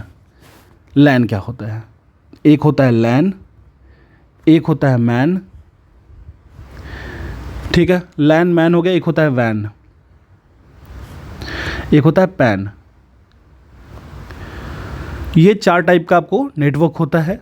लैन कहने का मतलब हो गया, मैं लिख देता हूँ क्योंकि ये एग्ज़ाम में डायरेक्टली आता है, ये हो गया लोकल एरिया नेटवर्क। मैन हो गया मेट्रोपॉलिटन एरिया नेटवर्क। वैन हो गया वाइड एरिया नेटवर्क। पैन क्या हो जाएगा? Personal area network, personal area network, ठीक है। एकदम ध्यान रखिएगा, ये नेटवर्क की टाइप हो गई लैन, वैन, मैन और पैन, ठीक है। एग्ज़ाम में पूछता है और डायरेक्ट पूछता है, इसमें थोड़ा भी कोई डाउट नहीं है। लैन, मैन, वैन और पैन। अब समझिए इसके कुछ क्लासिफिकेशंस को हम लोग देख लेते, समझते हैं आखिर होता क्या क्या है। तो लैन की बात कर ले, तो LAN stand for local area network. ये is a group of computers connected to each other in a small area, जैसे बिल्डिंग हो गया, ऑफिस हो गया। मान लीजिए ये आपकी बिल्डिंग है, फ्लोर 1, फ्लोर 2, फ्लोर 3, ठीक है। यहाँ एंट्रेंस हो गया, एक कंप्यूटर सिस्टम यहाँ लगा है, एक यहाँ लगा है, एक यहाँ लगा है। ये सिस्टम आपस में कनेक्टेड है लेकिन वो छोटे से एरिया में है, ये बिल्डिंग में ही है सिर्फ। तो ये लोकल एरिया नेटवर्क का एग्जाम्पल हो गया। लैन को यूज़ करते हैं 2 या 2 से ज़्यादा पर्सनल कंप्यूटर्स को एक साथ में कम्युनिकेट करने के लिए। और इसको जो कम्युनिकेट करने के लिए यूज़ करते हैं उसमें कौन सी वायर यूज़ करते हैं? ट्विस्टेड पेयर केबल यूज़ करते हैं या फिर एक्सियल केबल यूज़ करते हैं, ठीक है। तो ये छोटे से एरिया में हो जाएगा। कॉस्टली थोड़ा कम होता है, कॉस्ट इफेक्टिव होता है, थोड़ा कॉस्ट कम होता है इसका, और बनता है बहुत ज़्यादा महंगा नहीं होता हार्डवेयर, जैसे कि हस एक हार्डवेयर यूज़ करते हैं। नेटवर्क एडाप्टर्स यूज़ करेंगे और इथरनेट केबल यूज़ करेंगे, कनेक्ट कर देंगे, जैसे आप अपने घर में देखते हो, ठीक है। लोकल एरिया नेटवर्क की बात करें तो ये ज़्यादा हायर सिक्योरिटी प्रोवाइड करता है। एक बात बताइए मुझे, अगर आपको एक घर को प्रोटेक्ट करना है वो ज़्यादा आसान है या फिर एक रेलवे स्टेशन को प्रोटेक्ट करना है वो ज़्यादा आसान है? ओब्वियसली सिंपल एंड फेयर कुछ फेयर आंसर, घर को प्रोटेक्ट करना ज़्यादा आसान है। तो लैन इसी को कह दिए। लैन के कंडीशन में या तो एक बिल्डिंग के अंदर सारी कनेक्शंस होगी या फिर आप मान लो कि बहुत से बहुत तो आधा 1 किलोमीटर के आसपास के एरिया में। अब हम लोग बात करते हैं मैन की, जिसको कहते हैं मेट्रोपॉलिटन एरिया नेटवर्क। वो ऐसे नेटवर्क सिस्टम को कहते हैं जो कि कवर करता है लार्जर जियोग्राफिकल एरिया। ये किसको कवर करेगा? लार्जर, नीचे कर लेते हैं मैन। मेट्रोपॉलिटन एरिया नेटवर्क ये ज़्यादा एरिया को कवर करेगा, ठीक है। तो बेसिकली अगर हम लोग बात करें तो जियोग्राफिकल एरिया जो होगा वो ज़्यादा होगा, ठीक है, ठीक है। और बहुत मान लीजिए एक ये बिल्डिंग है, दूसरी ये बिल्डिंग है, तीसरी ये बिल्डिंग है, चौथी ये बिल्डिंग है। इसमें हर बिल्डिंग के अंदर कंप्यूटर्स हैं, वो आपस में कनेक्टेड है लैन के थ्रू, ठीक है, लैन के थ्रू, लैन के थ्रू, लैन के थ्रू। अब ये सारी के सारे जो कंप्यूटर्स हैं उसको अब ये कनेक्टेड है आपस में, ये तो आपको पता चल गया। तो ये लैन के थ्रू कनेक्टेड है। अब हम क्या करेंगे, एक लैन की बिल्डिंग को दूसरे से कनेक्ट कर देंगे, ठीक है। तो ये पूरे सिस्टम को हम लोग कह देंगे मैन। एकदम लेमैन लैंग्वेज में समझा रहा हूँ आपको। अब हम लोग बात करेंगे मैन की, जब बात करेंगे तो वो किसी टाउन सिस्टम होगा या किसी सिटी में कनेक्टेड होगा। सिटी सिस्टम को कह सकते हैं, थोड़ा सा ज़्यादा मेट्रोपॉलिटन एरिया वाला बात हो गया, ठीक है। अब जैसे एग्जांपल देते हैं टीवी नेटवर्क। जैसे मान लीजिए, याद कीजिए डिश वाला आपके यहाँ आता है, वो एक डिश वाला कंप्लीट मोहल्ले को, पूरे के पूरे मोहल्ला, पूरे पूरे शहर को भी वो टीवी केबल कनेक्शन प्रोवाइड करता है। तो वो एरिया जो है वो मैन है, मेट्रोपॉलिटन एरिया नेटवर्क, ठीक है। जैसे गवर्नमेंट एजेंसी यूज़ करती है मैन का, एक सिटीजन्स को किसी प्राइवेट इंडस्ट्री से कनेक्ट करना है तो मैन की बात करें, बहुत सारे लैन को कनेक्ट करके बनता है। ये मैंने आपको सिंपल बता दिया। जो सबसे वाइडली यूज्ड प्रोटोकॉल्स अगर बात करें मैन्स का, वो कौन कौन सा है देखिए मैं बताता हूँ। तो वो है आपको RS-252, ये नाम ये याद नहीं भी रहे तो चलेगा, ठीक है। फ्रेम रिले एक होता है, ठीक है, ATM। अब देखिए जो मैन होता है उसको यूज़ कहाँ करते हैं, मैन को यूज़ करते हैं कम्युनिकेशन, किसी एक बैंक है और एक सिटी है उसके बीच में कनेक्टिविटी फैलाने के लिए। एयरलाइन रिजर्वेशन में यूज़ कर सकते हैं, ये एप्लीकेशंस पूछेगा, ठीक है। एयरलाइन रिजर्वेशंस में यूज़ कर सकते हैं। और कहाँ, कॉलेज, एक कॉलेज को दूसरे कॉलेज से कनेक्ट करने के लिए भी कर सकते हैं, जैसे DU दिल्ली यूनिवर्सिटी के बहुत सारे कॉलेजेस हैं, उसको आपस में कनेक्ट कर सकते हैं इसके थ्रू। मिलिट्री में कम्युनिकेशन के लिए यूज़ कर सकते हैं। तो ये हो गया आपको मेट्रोपॉलिटन एरिया नेटवर्क मैन। अब हम लोग बात करेंगे तीसरे टाइप वैन की। होप आपको समझ में आ रहा होगा, समझ में आ रहा है तो कमेंट कर दीजिएगा, ठीक है, ताकि मुझे भी थोड़ा अच्छा लगे। चलिए, वैन होता है wide area network, wide area network. अब देखिए इसमें क्या होता है, वाइडर एरिया नाम से ही कनेक्टेड है। इसमें हम लोग बात करेंगे लार्जर एरिया की, लार्जर ज्योग्राफिकल एरिया के, जैसे स्टेट्स को कनेक्ट करना है या फिर किसी कंट्रीज़ को कनेक्ट करना है, जैसे इंडिया नेपाल हो गया, जैसे बिहार झारखंड को कनेक्ट करना है नेटवर्क सिस्टम से, तो यहाँ पे वाइड एरिया नेटवर्क यूज़ करेंगे। क्वाइट बिगर नेटवर्क होता है लैंड से, तो क्वाइट बिगर नेटवर्क होता है। वाइड एरिया नेटवर्क जो होता है वो लिमिटेड नहीं होता है किसी सिंगल लोकेशन पे, लेकिन इसका जो स्पैन होता है वो लार्जर ज्योग्राफिकल एरिया में फैला होता है through a telephone line, fibre optic cable और सैटेलाइट लिंक, ठीक है। वाइड एरिया नेटवर्क की बात करें तो ये बिजनेस में यूज़ होता है, गवर्नमेंट एंड एजुकेशन में यूज़ करते हैं इसको। एग्जाम्पल में बात कर ले तो ब्रॉडबैंड आपको पता होगा। अब बात करते हैं पैन की। ये होता है, नाम ही काफ़ी है, personal area network. Personal area network जो होता है वो आपको नेटवर्क अरेंज होता है किसी इंडिविजुअल के द्वारा, टिपिकली 10 मीटर के रेंज में, ठीक है। आप मानिए एक वायरलेस ईयरफोन यूज़ कर रहे हो, ईयरबड यूज़ कर रहे हो, मान लो आप फ़ोन को रख दिए हो अपने ऑफिस में और बाहर ट्रैवल कर रहे हो, रोड के 15-20 मीटर के आगे जाओगे ना तो आपको वो साउंड नॉइज़ इंटरप्ट आने लगेगी, उसके आगे जाओगे तो डिस्कनेक्ट हो जाएगा। तो ये हो गया आपको personal area network. Personal area network जो होता है वो कनेक्ट करता है कंप्यूटर डिवाइसेस को पर्सनल यूज़ के लिए, जिसको कहते हैं personal area network. Personal area network cover करता है एरिया लगभग 30 फीट का, जो मेजरमेंट होता है वो समझ के चलिए। पर्सनल एरिया डिवाइस वो होता है जिसको यूज़ किया जाता है पर्सनल एरिया नेटवर्क को बनाने में, कनेक्ट करने में, जैसे लैपटॉप्स हो गया, मोबाइल फ़ोन्स हो गया, मीडिया प्लेयर्स हो गया, प्ले स्टेशन हो गया, ठीक है। पर्सनल एरिया नेटवर्क की बात कर ले तो 2 तरीके का होगा, एक होता है वायर्ड पर्सनल एरिया नेटवर्क, बहुत अंदर तक नहीं जाना है इसमें।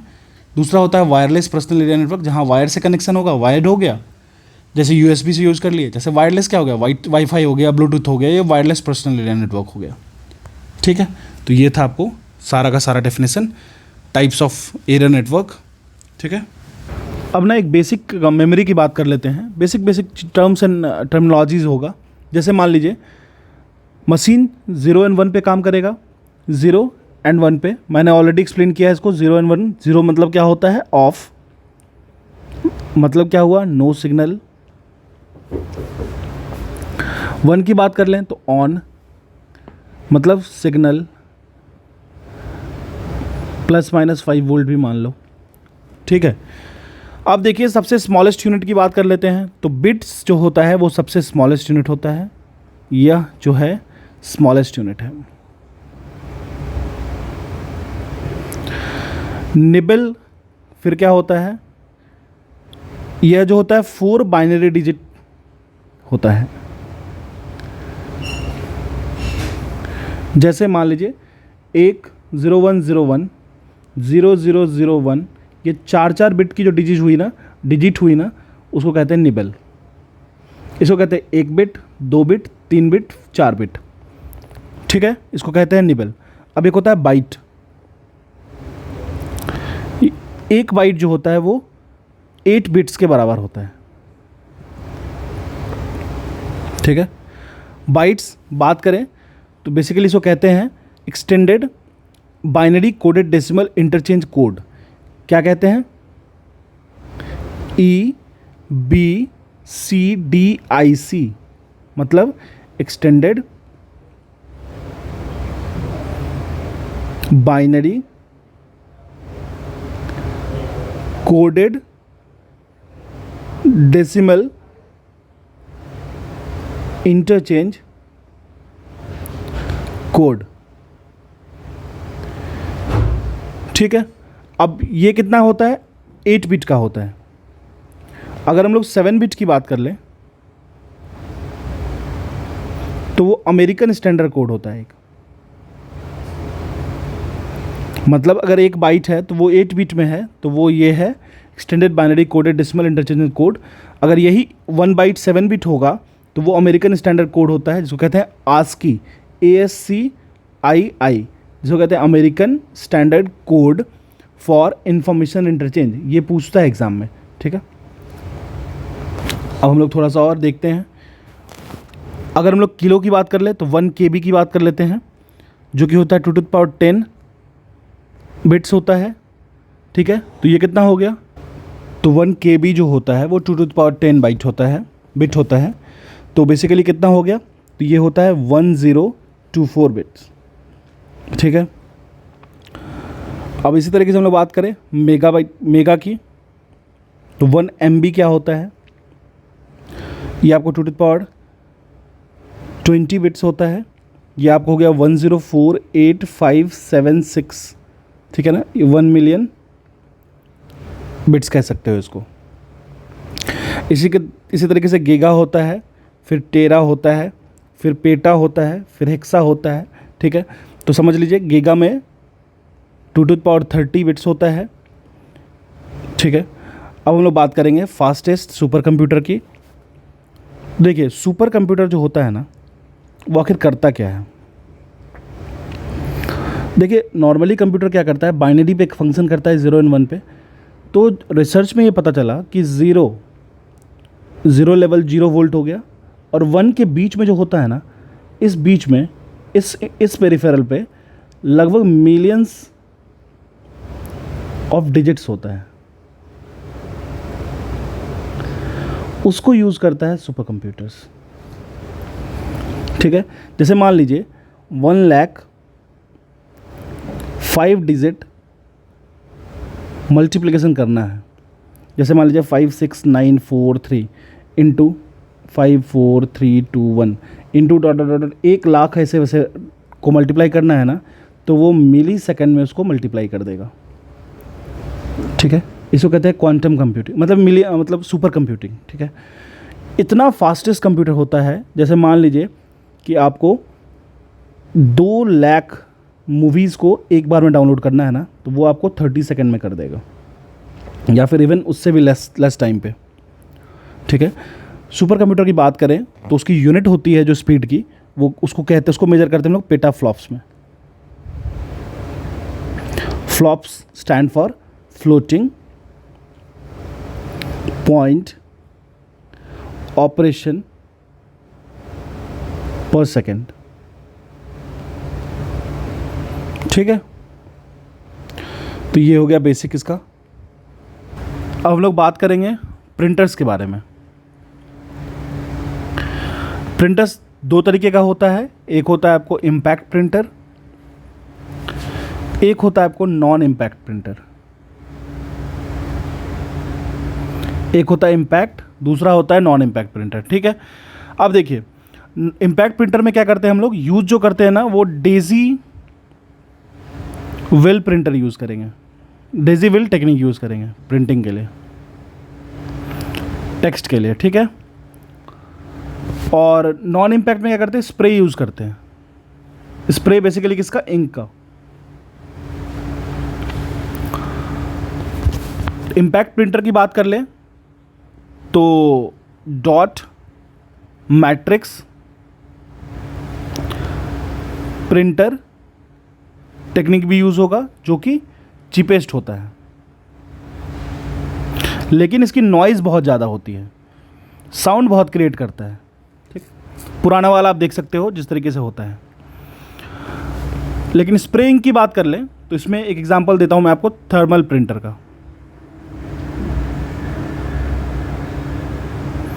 जो एटीएम में यूज होता है। दूसरा देख लीजिए इंकजेट प्रिंटर, ठीक है। तीसरा देख लीजिए लेज़र प्रिंटर, ठीक है। लेज़र प्रिंटिंग सबसे फास्टेस्ट होता है, ये एग्ज़ाम में पूछेगा आपसे। सबसे फास्टेस्ट होता है laser printer, non impact type का। और इसमें क्या होता है बेसिकली, जो एक कार्बन का पाउडर डालेंगे और पेपर पे उसको बर्न करवाएंगे। फिर उसके बाद एक होता है नॉन इम्पैक्ट में ही यूवी प्रिंटर। यह एक्सपेंसिव होता है, लेकिन बेसिकली इसको यूज़ करते हैं डाटा को सीक्रेट रखने के लिए, ठीक है।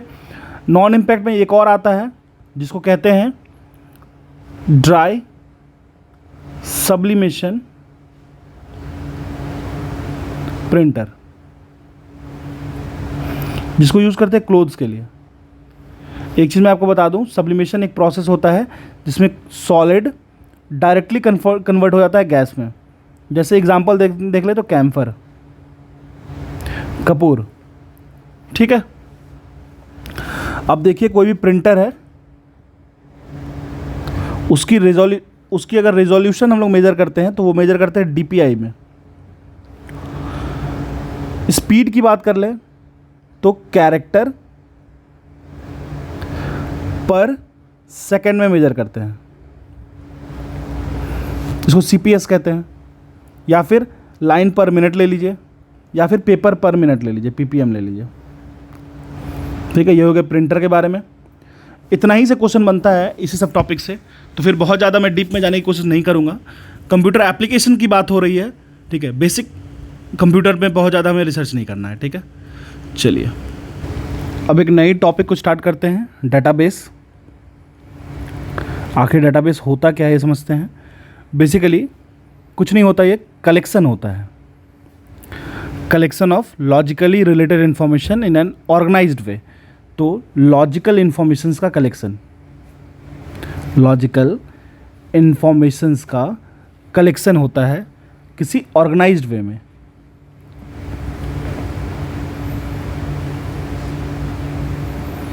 ठीक है। अच्छा, ऐसा करते क्यों हैं हम लोग? आप अपने कमरे में जाते हो, सामान इधर उधर फेंक रखे हो, उसको ऑर्गेनाइज करते हो।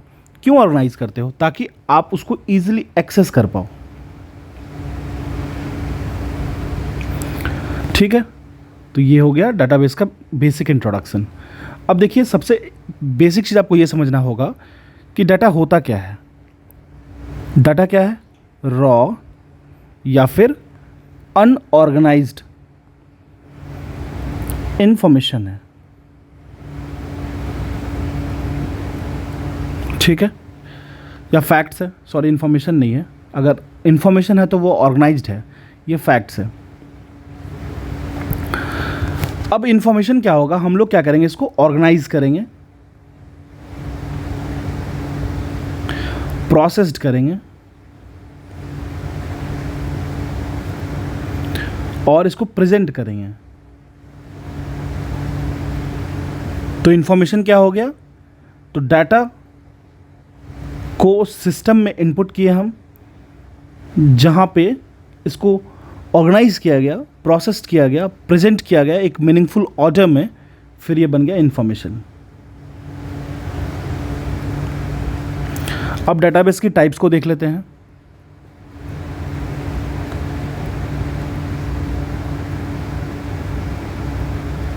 एक होता है आपको नेटवर्क डेटाबेस, एक होता है हायरार्किकल डेटाबेस,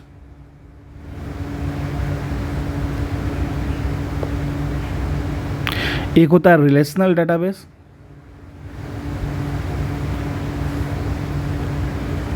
या फिर इसको स्ट्रक्चर्ड डेटाबेस भी कहते हैं। अगर हम लोग नेटवर्क डेटाबेस की बात करें तो यहाँ डाटा रिप्रेजेंट किया जाता है as collection of records and basically हम लोग उसको रिकॉर्ड्स की बात करेंगे, डाटा को अरेंज करेंगे रिकॉर्ड्स में and relationship among data of links, जितने भी इसकी जो लिंक्स होगी डाटा इसकी उसके बीच में रिलेशंस को इस्टेब्लिश करेंगे एंड उसकी रिकॉर्ड मेंटेन करेंगे। ये नेटवर्क डाटाबेस हो गया। अगर हायरार्किकल डाटाबेस की बात कर लें, ठीक है, तो वो क्या होता है, ऑर्गेनाइज होता है जैसे ट्री, जैसे मान लीजिए ये एक इन्फॉर्मेशन है, इसकी डिफरेंट डिफरेंट ब्रांचेज हैं, इसमें नोड्स हैं, ठीक है। तो हायरार्किकल डाटाबेस में ऑर्गेनाइज होता है एक ट्री की तरह जिसके नोड्स होते हैं, नोड्स जो कनेक्टेड होते हैं उसको कहते हैं लिंक्स, ठीक है। ये हो गया आपको hierarchical database, network database and hierarchical database. इस तरीके से रिलेशनल डाटाबेस या फिर आप स्ट्रक्चर्ड डाटाबेस की बात कर लेते हैं, तो बिल्कुल इसमें हम लोग जो डाटा को स्टोर करते हैं वो टेबल्स के फॉर्म में करते हैं। कॉलम्स जैसे मैट्रिक्स बनाते हैं ना, मैट्रिक्स की तरह, जैसे मान लीजिए ये मैट्रिक्स हो गया 1 2 3 3 क्रॉस 3 लेता हूँ, ठीक है। तो यहाँ पे ये हो गया रोज, ये हो गया कॉलम्स। तो डाटा को इस तरीके से अरेंज करते हैं, ठीक है। कॉलम में बेसिकली हम लोग डालते हैं किस तरीके का डाटा स्टोर्ड है एक्स वाई जेड, और रोज में डालते हैं इन्फॉर्मेशंस इन रोज, कॉलम में टाइप्स, ठीक है। अगर हम लोग रिलेशनल डाटाबेस मैनेजमेंट सिस्टम की बात करें तो डाटाबेस को सिंपल 2D टेबल्स में जिस तरीके से हम लोग मैट्रिक्स बनाते हैं उस तरीके से, एग्जाम्पल क्या हो जाएगा इसका, इसका एग्जाम्पल हो जाएगा आपको जैसे ओरेकल में यूज़ करते हैं, ठीक है, DB2 में यूज़ करते हैं, तो ये याद रखने की ज़रूरत नहीं है उतना, ठीक है। चलिए अब और कुछ चीज़ें समझते हैं। एक टर्म होता है कंप्यूटर हैकिंग, बचपन से सुनते आ रहे होंगे, ठीक है, कंप्यूटर हैकिंग। बेसिकली कुछ नहीं होता, यह एक अटेम्प्ट है कि आपके कंप्यूटर में कोई अनवांटेड आदमी घुस जाए, एक अटेम्प्ट है to exploit a computer system और अ प्राइवेट नेटवर्क। ये एक तरीके का अनऑथोराइज्ड एक्सेस होता है। अब किस तरीके से घुसा जा सकता है, वायरस के अकॉर्डिंग, वॉर्म के अकॉर्डिंग, मैं बताता हूँ क्या क्या है ये। फिर रैंसमवेयर आप सुन रहे होंगे, रैंसम मतलब होता है कुछ आपसे डिमांड करना, रैंसमवेयर फिरौती लेना। एक होता है बॉटनेट, एक होता है ट्रोजन,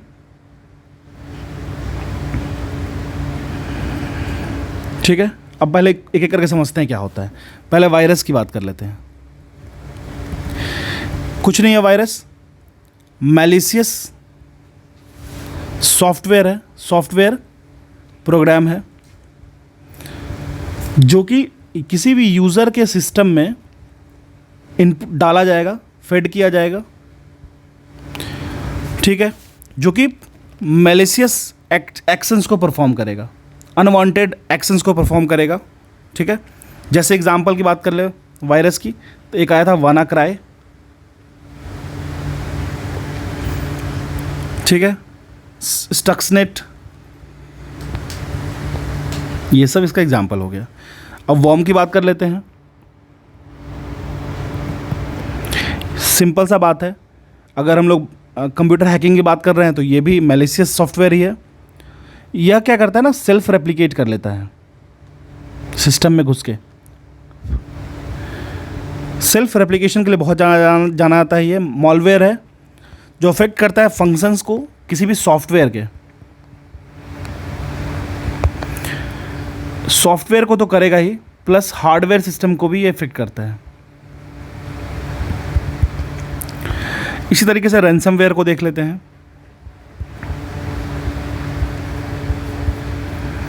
वैसे मॉलवेयर्स को कहते हैं जो इन्फेक्ट करता है और कंट्रोल लेता है सिस्टम का with the interaction of with the interactions with the input devices for extortion of money,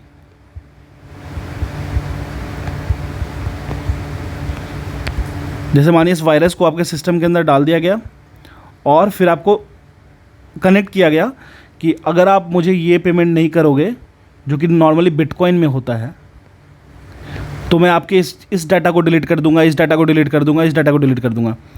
तो ये नॉर्मल लोगों के लिए मत समझिए। जैसे मान लीजिए कोई एम्बेसी है, जैसे पीएमओ ऑफिस हो गया, तो ये सब जगह पे तो जो हमारे पास डाटा इन्फॉर्मेशन है वो बहुत ज़रूरी होता है ना, तो इसलिए रैंसम मांगा जाता है कि आप इतना पेमेंट करो, नहीं तो इसको डिलीट कर देंगे। पेमेंट भी करवाते हैं किस तरीके से, तो बिटकॉइन से, ठीक है।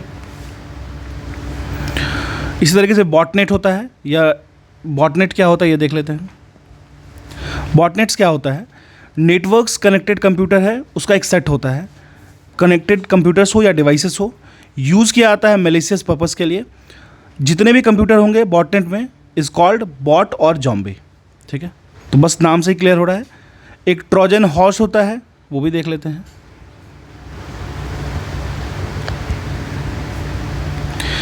ये क्या हुआ, malwares presenting itself as legitimate software.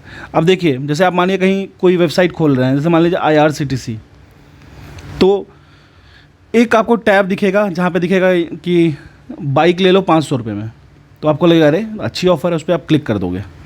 नहीं करना था, ठीक है। तो बेसिकली ये दिखने में आपको लेजिटिमेट दिखेगा, ओरिजिनल दिखेगा, लेकिन ये होता क्या है, ये एक मॉलवेयर है, ठीक है, ध्यान रखिएगा। एक होता है की लॉगर, यह भी एक मॉलवेयर है जो स्टोर करता है ऑल की स्ट्रोक्स ऑफ ए कंप्यूटर और आपके पर्सनल इंफॉर्मेशन को रिकॉर्ड कर लेता है। एक होता है स्पाईवेयर। बेसिकली ये सॉफ्टवेयर होता है जो इंस्टॉल्ड किया जाता है without the end user knowledge. जैसे मान लीजिए, मतलब मैं आपको समझाता हूँ कि मान लीजिए कि आपको पता नहीं है, कभी कभी क्या होता है, जैसे आप मान लीजिए चाइनीज़ फ़ोन ये सब यूज़ करते होगे, फ़ोन स्विच ऑफ करके ऑन करो तो एक नया सा कोई सॉफ्टवेयर, कोई ऐप इंस्टॉल हो गया खुद पे खुद। तो ये एक सॉफ्टवेयर है जो इंस्टॉल हो जाता है आपके नॉलेज के एब्सेंस में ही, और आपके इंटरनेट इन्फॉर्मेशन को चोरी करता है, सेंसिटिव इन्फॉर्मेशन को चोरी करता है। इसी तरीके से क्या आता है, एक एडवेयर आता है, बस नाम याद रखिए, काफ़ी है, उतना समझ में आ ही जाएगा। या अनवांटेड सॉफ्टवेयर होता है जो कि एडवर्टीजमेंट शो करते रहता है आपके फ़ोन्स पे, सिस्टम पे, ठीक है। अब एक टर्म होता है फिशिंग, वो हम लोग देखते हैं। फिशिंग बेसिकली ये क्या होता है, ये आपको फंसाने का काम होता है। आपको एक लिंक प्रोवाइड कर देगा या टेलीफोनिक कॉल कर देगा और आपको डिफरेंट स्कीम्स बताएगा। तो फिशिंग्स के बारे में देखते हैं। साइबर अटैक है जो आपके यूज़र्स डाटा को चोरी करता है, जैसे आपके लॉगिन क्रेडेंशियल्स हो गए, आपके ईमेल को यूज़ करके, ईमेल को वेपन्स की तरह यूज़ करता है, ठीक है। और फिशिंग्स में आप एक तरीके से देखिए, जैसे आपको एक मानिए लिंक आ गया, फ़ोन पे मैसेज आ गया और आपने उस पर क्लिक कर दिया, आपका सारा इन्फॉर्मेशन चला जाएगा उनके पास। अब उसको वो मिसयूज़ कर लेंगे आराम से, ठीक है। तो ये था बेसिक चीज़ें। और अगर कुछ पॉइंट रह जाता है कंप्यूटर में तो आप मुझे बताइए। वैसे मुझे लगता है कि सफिशिएंट है। इसके बाद क्या कीजिए ना, आप जम के MCQ प्रैक्टिस कीजिए। बहुत सारी चीज़ें हैं, कुछ चीज़ें एक्स्ट्राज मिलेंगी, लेकिन उसको आप देख के प्रैक्टिस कर लीजिए। प्रैक्टिस कीजिएगा, हो जाएगा। इतने कम समय में इससे अच्छा इन्फॉर्मेशन सब मैं नहीं दे सकता, ठीक है। अगर आपको मेरा कंटेंट अच्छा लग रहा है तो आप इसको सब्सक्राइब कर सकते हो, फ्रेंड्स के साथ शेयर कर सकते हो, लोगों के साथ शेयर करो ताकि उनको भी थोड़ा बहुत मिले कंटेंट, ठीक है। Thank you.